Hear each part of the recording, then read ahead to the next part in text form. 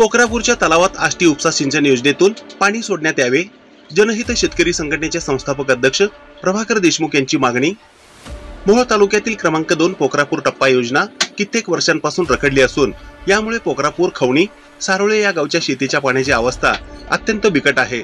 पोखरापूरच्या तलावात आष्टी उपसा सिंचन योजनेतून पाणी सोडण्यात यावे या मागणीसाठी जनहित शेतकरी संघटनेचे संस्थापक अध्यक्ष प्रभाकर देशमुख यांच्या नेतृत्वाखाली 3 गावातील शेतकऱ्यांनी बेमुदत धरणे आंदोलन सुरू केल्याची माहिती शुक्रवारी पत्रकारांना देण्यात आली आहे। पोखरापूर टप्पा क्रमांक 2 योजना मंजूर होऊनही 20 ते 25 वर्षे झाली असली तरी अद्यापर्यंत पोखरापूरच्या तळ्यात पाणी आलेले नाही। त्यामुळे पोखरापूर, खवणी, सारोळे या गावातील शेतकऱ्यांचा पाण्यासाठी वर्षानुवर्ष संघर्ष सुरू आहे। यावेळी बाळासाहेब भोसले, बप्पा देशमुख, हर्षद दळवे, नानासाहेब मोरे, बालाजी नरोटे, आशिष आगलावे, अनिल भोसले, रघुनाथ झांबरे, समाधान भोसले यांच्यासह परिसरातील तसेच 3 गावातील ग्रामस्थ मोठ्या संख्येने उपस्थित होते।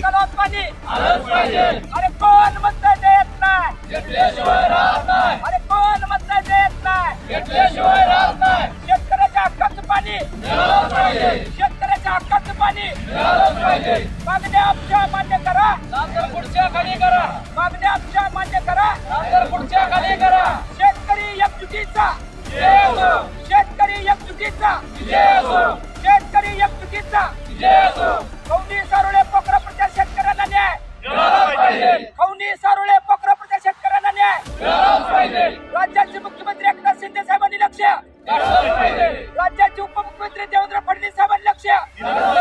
अरे कोण म्हणताय देत नाही, अरे कोण म्हणताय देत नाही।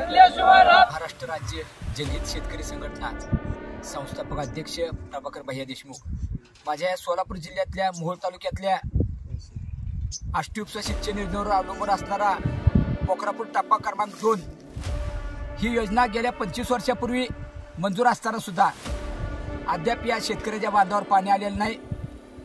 याच योजनेचा नारळ राज्याचे युवा सेनेचे नेते आदित्य ठाकरे साहेबांनी गेल्या 6 वर्षापूर्वी फोडला होता, परंतु अद्याप शेतकऱ्याला पाणी मिळालेलं नाही। भाजपच्याही मंत्र्यांनी नारळ फोडला होता, परंतु आता सध्या राज्याचे मुख्यमंत्री एकनाथ शिंदे साहेब आणि राज्याचे कर्तव्यदक्ष उपमुख्यमंत्री तथा जलसंपदा मंत्री देवेंद्र फडणवीस साहेब आपण यात तातडीने लक्ष घालावं। चालू परिस्थिती आता दुष्काळ आहे, उजनी धरणाचं पाणी कॅनलमध्ये चालू आहे सध्या, ते पाणी आता मिळालं तर या मुख्य जनावराला चारा पाणी मिळेल।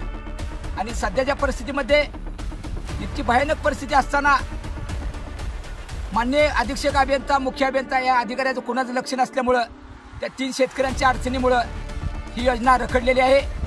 एकीकडे 3रा टप्पा क्रमांकमध्ये शेटपळ, शेतीवाडी, हिवरे, वाडाजीवाडी, चिखली, यावली, तेलंगवाडी या पण गावाचा 100% समावेश करावा पाणी देण्यामध्ये।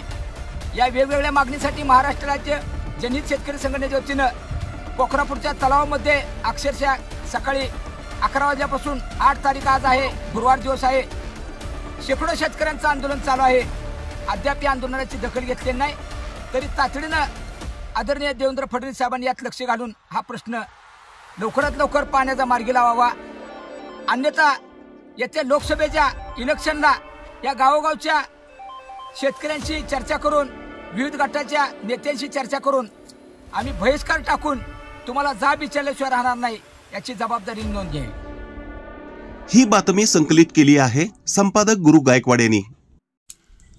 ताज्या घडामोडी पाहण्यासाठी आजच महाराष्ट्र सुखदेव न्यूज या YouTube चॅनलला लाईक आणि सबस्क्राईब करा। ताज्या घडामोडी पाहण्यासाठी आजच महाराष्ट्र सुखदेव न्यूज या YouTube चॅनलला लाईक आणि सबस्क्राईब करा।